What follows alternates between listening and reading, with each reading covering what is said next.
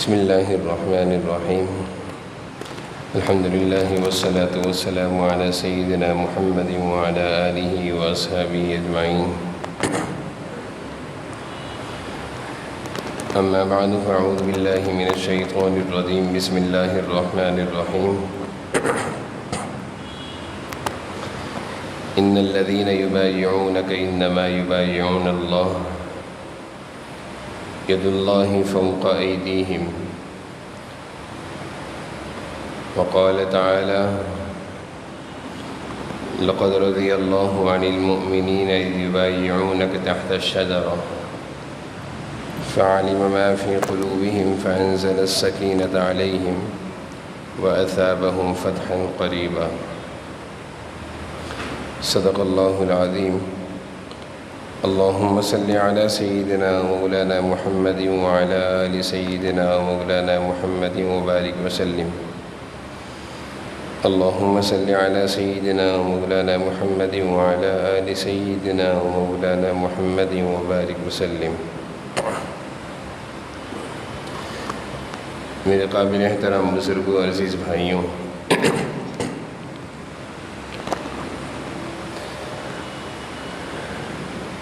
اللہ تعالیٰ نے حضور اکرم صلی اللہ علیہ وسلم کی صحبت کی برکت سے ایک جماعت کو تیار فرمایا.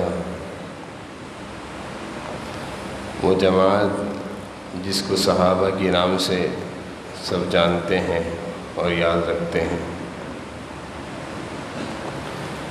صحابہ کی جماعت کا ہر فرد ایک منفرد حیثیت اور شخصیت کا حامل ہے، اور سبھی روشن ستارے ہیں. اللہ کے رسول صلی اللہ علیہ وسلم نے ارشاد فرمایا: اصحابی کالنجوم بیئیہم اقتدیتم اہتدیتم. میرے سارے صحابہ ستاروں کے مانند ہیں. دین حق پر چلنے کے لیے ان میں سے جس کی بھی اقتدا کرو گے، جس کے بھی پیچھے چلو گے، ہدایت پا جاؤ گے. صحابہ کی جماعت کے ہی ایک فرد حضرت عثمان غنی رضی اللہ عنہ ہیں. حضرت عثمان کئی پہلوؤں کی وجہ سے ایک منفرد شخصیت کے حامل ہیں.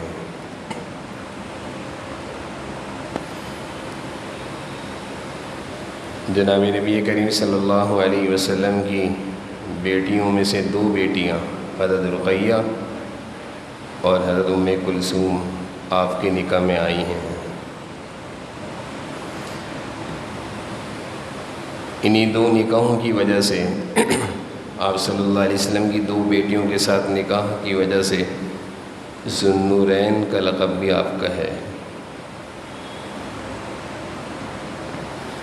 تاریخ اسلام میں ایسا واقعہ بہت کم ملتا ہے، اور ایسا نکاح اور ایسی شادی نہیں ملتی کہ جس کا نکاح اللہ تعالیٰ نے آسمان پہ کیا ہو. لیکن دو نکاح ایسے ملتے ہیں کہ جو آسمانوں پر ہوئے ہیں. ایک حضور اکرم صلی اللہ علیہ وسلم کا نکاح ہے حضرت زینب رضی اللہ عنہا سے. اللہ تعالیٰ نے اس نکاح کی خبر قرآن کریم میں دی 22ویں پارے میں. زوجنا کہا، اے نبی صلی اللہ علیہ وسلم، ہم نے آپ کا نکاح زینب سے کر دیا. غزوہ بدر کے موقع پر حضرت عثمان رضی اللہ عنہ کی پہلی بیوی حضور صلی اللہ علیہ وسلم کی صاحبزادی حضرت رقیہ کا انتقال ہوا. آپ صلی اللہ علیہ وسلم کی غزوہ بدر سے واپسی تھی. آپ نے حضرت عثمان کو آ کر خوشخبری سنائی کہ اے عثمان، ام کلثوم سے تمہارا نکاح اللہ نے آسمانوں پر کر دیا. تو یہ دو نکاح ہیں جن کا ذکر تاریخ اسلام میں ملتا ہے، جو آسمانوں پر ہوئے ہیں. حضرت عثمان کی شخصیت میں بہت سارے ایسے پہلو ہیں جن پہلوؤں اور جن خوبیوں کی وجہ سے حضرت عثمان کی شخصیت بہت زیادہ نمایاں نظر آتی ہے۔ بہت زیادہ اللہ تعالیٰ نے مال اور دولت عطا فرمائی تھی، اور بہت ہی زیادہ اللہ تعالیٰ نے خرچ کرنے اور سخاوت کا مزاج عطا فرمایا تھا۔ دین اسلام اور اشاعت اسلام اور تبلیغ اسلام کے لیے حضرت عثمان اپنے مال کو خرچ کرنے کو بلکہ بہا دینے کو سعادت سمجھتے تھے۔ جب کبھی حضور اکرم صلی اللہ علیہ وسلم کو کسی موقع کسی غزوے پر مسلمانوں کے لیے مال کی ضرورت پڑی تو حضرت عثمان کے تجوریوں کے دروازے کھل گئے اور خوب بہایا۔ غزوہ تبوک کا موقع تھا، اس وقت کی سپر طاقت قیصر روم سے مسلمانوں کا مقابلہ تھا، دور دراز کا سفر تھا۔ آپ صلی اللہ علیہ وسلم منبر پر چڑھتے ہیں اور فرماتے ہیں مسلمانوں غزوہ تبوک کے لیے تیاری کرو، اپنا مال خرچ کرو۔ حضرت عثمان اٹھتے ہیں کہ اللہ کے رسول 200 اونٹ میری طرف سے۔ پھر آپ صلی اللہ علیہ وسلم ترغیب دیتے ہیں مسلمانوں رومی فوج سے مقابلہ ہے، سخت مقابلہ ہے، سخت سفر ہے، مشقتوں کا سفر ہے، خرچ کرو۔ حضرت عثمان دوبارہ اٹھتے ہیں، کہتے ہیں اللہ کے رسول 200 اونٹ ساز و سامان کے ساتھ میری طرف سے ہیں۔ اس طرح آپ صلی اللہ علیہ وسلم ترغیب دے رہے ہیں اور حضرت عثمان اونٹوں کی تعداد بڑھاتے جا رہے ہیں، اور اس طرح آپ 950 اونٹ ساز و سامان کے ساتھ غزوہ تبوک کے موقع پر حضور صلی اللہ علیہ وسلم کی خدمت میں لاتے ہیں، اور 1000 کی تعداد پوری کرنے کے لیے 50 گھوڑوں کو بھی ساتھ کھڑا کر دیا کہ 1000 کی تعداد پوری ہو گئی۔ جب آپ صلی اللہ علیہ وسلم نے حضرت عثمان کی اس قدر سخاوت کو دیکھا کہ عثمان نے تو اپنا مال بے تحاشا اس موقع پر خرچ کر دیا، تو کہنے لگے ما عمل بعد هذا اليوم، اے عثمان آج کے بعد تجھے اب کسی عمل کی ضرورت نہیں ہے۔ ما ذرہ عثمان، آج کے بعد کوئی عمل کوئی بات عثمان کو نقصان نہیں پہنچا سکتی۔ یہ سعادت مند خوش نصیب تھے حضرت عثمان جن کا مال اللہ کے دین پر خرچ ہوتا تھا، اور یہ لوگ تھے حضور کی تربیت یافتہ کہ جو اپنے مال کو اشاعت دین، تبلیغ اسلام اور مشرکین سے مقابلے کے لیے خرچ کرنے کو سعادت سمجھا کرتے تھے۔ وہ کہتے تھے اس سے بہترین موقع پھر نہیں آئے گا۔ آپ صلی اللہ علیہ وسلم نے مسجد نبوی کی جب مدینہ تشریف لائے جگہ لی، مسجد کی تعمیر فرمائی، مسلمانوں کی تعداد بڑھتی چلی گئی، اسلام میں لوگ تیزی سے داخل ہو رہے ہیں، جگہ چھوٹی پڑ گئی۔ مسجد نبوی کے برابر میں ایک پلاٹ تھا، آپ نے کہا بھائی اس پلاٹ کو خرید کر مسجد نبوی میں کون شامل کرے گا؟ اس کی قیمت 25,000 درہم تھی۔ حضرت عثمان کھڑے ہوئے کہ اللہ کے رسول یہ سعادت میرے حصے میں ڈال دیں، یہ سعادت میرے حصے میں ڈال دیں، میں اپنے مال سے اس جگہ کو خرید کر مسجد نبوی میں شامل کرنے کو اپنے لیے بہترین سعادت سمجھتا ہوں۔ چنانچہ اس زمین کا سودا حضرت عثمان نے کیا، اور حضور صلی اللہ علیہ وسلم نے بشارت دی عثمان جنت تیرے لیے ہے، جنت تیرے لیے ہے۔ پھر کیا ہوا کہ حضور صلی اللہ علیہ وسلم کے زمانے میں مسجد نبوی کھجور کے تنوں پر اور کھجور کی چھال پر تھی، بارشیں ہوتی تھی تو پانی اندر آیا کرتا تھا۔ مسلمانوں کو ضرورت محسوس ہوئی کہ مسجد کی تعمیر نہیں ہونی چاہیے۔ حضرت عثمان نے کہا یہ سعادت میرے حصے میں آنی چاہیے، چنانچہ مسجد نبوی کی نئی تعمیر کہ جس سے مسجد نبوی پانی سے، بارش کے پانی سے محفوظ ہو جائے، حضرت عثمان کے مال سے ہوئی۔ یہ خوش نصیب مالدار تھے جو اپنے مال کو اللہ کے دین پر لگانے کو سعادت سمجھتے تھے۔ جب دین اسلام پر خرچ کرنے کا موقع آتا تھا تو ان کے تجوریاں کھل جایا کرتی تھی، تالے کھل جایا کرتے تھے، اس موقع پر یہ خرچ کرنے کو کہتے تھے یہ سعادت کا موقع ہے۔ ہم اپنی زندگی کا بھی جائزہ لیتے رہیں۔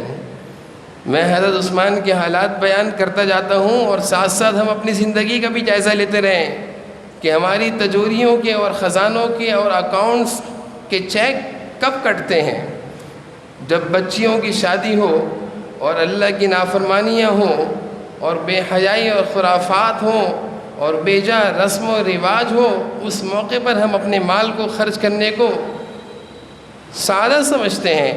اور جب دین کی اشاعت اور اشاعت تبلیغ اور اشاعت دین کا وقت آئے یا مسلمانوں پر کوئی برا وقت آ جائے تو ہماری تجوریاں کھلتی نہیں ہیں، ہمارے چیک نہیں کٹتے، ہمارے پیسے خرچ نہیں ہوتے، ہم اس پر خرچ کرنے کو سعادت ہی نہیں سمجھتے۔ مدینہ آنے کے بعد مسلمانوں کو پانی کی تنگی تھی، میٹھا پانی نہیں تھا پینے کے لیے۔ ایک یہودی، اس کے قبضے میں ایک کنواں تھا، بئر روما۔ وہ یہودی سخت دل، مہنگے داموں میں پانی بیچا کرتا تھا۔ مسلمان اس پانی کو خریدنے کی طاقت نہیں رکھا کرتے تھے۔ حضور اکرم صلی اللہ علیہ وسلم نے اعلان فرمایا کہ کون ہے اس کنویں کو خرید کر مسلمانوں کے لیے وقف کرے اور میں اس کو جنت کی بشارت دوں۔ حضرت عثمان نے کہا کہ اللہ کے رسول، یہ سعادت بھی میرے حصے میں آنی چاہیے۔ دوڑے ہوئے یہودی کے پاس جاتے ہیں کہ کیا قیمت مانگتا ہے؟ کنویں کی قیمت کیا ہونی چاہیے تھی؟ 5,000، 10,000 درہم، 20,000 درہم۔ وہ یہودی قیمت بڑھاتا رہا۔ حضرت عثمان کہتے رہے بڑھا، جتنی بڑھانی ہے۔ 1,00,000 درہم میں بئر روما کا سودا کرا اور حضور اکرم صلی اللہ علیہ وسلم کی خدمت میں لا کر خوشخبری سنائی کہ اللہ کے رسول، میں نے اس کنویں کا سودا کر لیا ہے، آج سے وہ کنواں مسلمانوں کے لیے وقف ہے، جتنا پانی پینا ہے، جتنا پانی لینا ہے لیتے رہیں۔ کس درجے کا اخلاص تھا اور کس درجے اللہ اور اس کے رسول کے لیے خرچ کرنے کو سعادت سمجھا کرتے تھے، اور کتنا اخلاص اور نیت کی پاکیزگی اور صفائی تھی کہ آج بھی وہ بئر روما سے پانی جاری ہے اور اس کے اطراف میں کھجور کی زمینیں ہیں، اور وہ ساری زمینیں درخت اس بئر روما کے پانی سے سیراب کیے جاتے ہیں۔ ان درختوں سے نکل کر کھجور قریب میں ایک مارکیٹ ہے، اس میں جاتی ہے، اور وہاں ساری کھجوریں مدینہ بئر روما کے نام سے بکتی ہیں۔ مسلمان اس دکان کی کھجور کو کھانے کو سعادت سمجھتے ہیں کہ عثمان غنی کے کنویں سے اس کو سیراب کیا گیا ہے، خوب کھجوریں بکتی ہیں۔ پھر وہ جو کھجوروں کی آمدنی آتی ہے تو حضرت عثمان کے نام سے آج بھی سعودی گورنمنٹ نے ایک اکاؤنٹ بنایا ہوا ہے کہ اس کی ساری آمدنی اس اکاؤنٹ میں جاتی ہے، اور پھر وہ آمدنی ساری کی ساری مسجد نبوی پر خرچ ہوتی ہے۔ مسجد نبوی کے اخراجات، مسجد نبی کا بجلی گیس، مسجد نبوی میں آنے والے ہر مسلمان، عمرے اور حج پر آنے والے، کتنا خرچہ ہے۔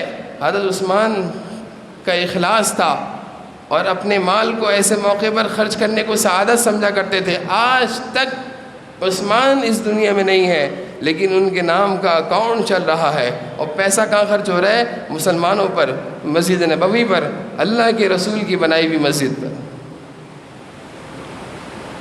بئر روما۔ تو یہ مالدار تھے، اور یہ صرف مالدار نہیں تھے بلکہ اللہ کے رسول کی تربیت یافتہ تھے۔ یہ اپنے مال کو اپنا مال نہیں سمجھتے تھے، یہ کہتے تھے اللہ کا دیا ہوا اللہ کے دین پر لگ جائے۔ میں نے جیسے عرض کیا کہ میں حضرت عثمان کے حالات بیان کرتا ہوں، اپنی زندگی کا نقشہ دیکھیں ہم کیا ہیں، ہم کہاں کھڑے ہوئے ہیں، ہم کیا کر رہے ہیں، ہم کس طرح کی زندگی گزار رہے ہیں۔ پھر حضرت انس فرماتے ہیں محمد رسول اللہ، محمد اللہ کے رسول ہیں، اور فرماتے تھے عثمان رسول اللہ، عثمان رسول اللہ، عثمان اللہ کے رسول کے سفیر ہیں، عثمان اللہ کے رسول کے سفیر و خلیفہ ہیں۔ صلح حدیبیہ کے موقع پر حضور صلی اللہ علیہ وسلم مسلمانوں کی جماعت 1400 جماعت کو لے کر روانہ ہوتے ہیں عمرے کے ارادے سے، مشرکین مکہ نے آپ کو آنے سے روک دیا.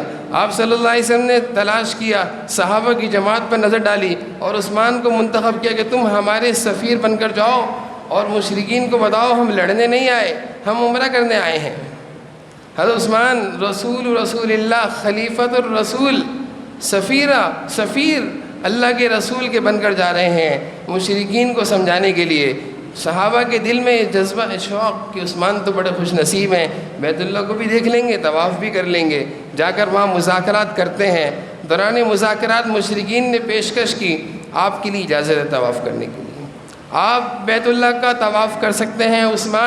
عثمان تھے، اللہ کے رسول کے سچے عاشق تھے. کہا کہ یہ کیسے ممکن ہے، میرے نبی میرے رسول کو تو تم نے صلح حدیبیہ مکہ سے باہر روکا ہوا ہے، بیت اللہ کو دیکھنے بھی نہیں دے رہے، اور مجھ سے کہہ رہے ہو طواف کر لوں. یہ ممکن نہیں کہ میں اپنے محبوب کے بغیر طواف کر لوں، میں نہیں کرتا طواف، میرے محبوب باہر رکا ہوا ہے صلح حدیبیہ کے موقع پر، تم اس کو آنے نہیں دے رہے. معاملات طے ہوتے ہوتے مذاکرات میں کچھ بات خراب ہوئی، مسلمانوں تک اطلاع پہنچی کہ حضرت عثمان کو شہید کر دیا. آپ صلی اللہ علیہ وسلم نے فوراً سارے صحابہ کو جمع کیا اور کہا کہ بیعت کرو. ان الذین یبایعونک، ہاتھ دیا، صحابہ نے ہاتھ رکھے آپ صلی اللہ علیہ وسلم کے دست مبارک پر، اور بیعت ہو رہی ہے خون پر کہ عثمان کا بدلہ لیں گے. مظلوم کے بدلہ لینے پر بیعت ہو رہی ہے کہ ظلم اللہ کے رسول کو برداشت نہیں تھا. سارے صحابہ سے بیعت ہو رہی ہے کہ اس وقت تک لڑتے رہنا جب تک کہ عثمان کا بدلہ نہ لے لو. اور پھر صحابہ کے ہاتھ کے اوپر آپ صلی اللہ علیہ وسلم نے اپنا ہاتھ رکھا اور کہا کہ یہ عثمان کا ہاتھ ہے. سعادت دیکھیں عثمان کی کہ اپنے ہاتھ کو کہہ رہے ہیں کہ یہ عثمان کا ہاتھ ہے. اللہ تعالیٰ اس بیعت سے اتنا خوش ہوئے، اللہ نے فرمایا ان الذین یبایعونک انما یبایعون اللہ ید اللہ فوق ایدیہم.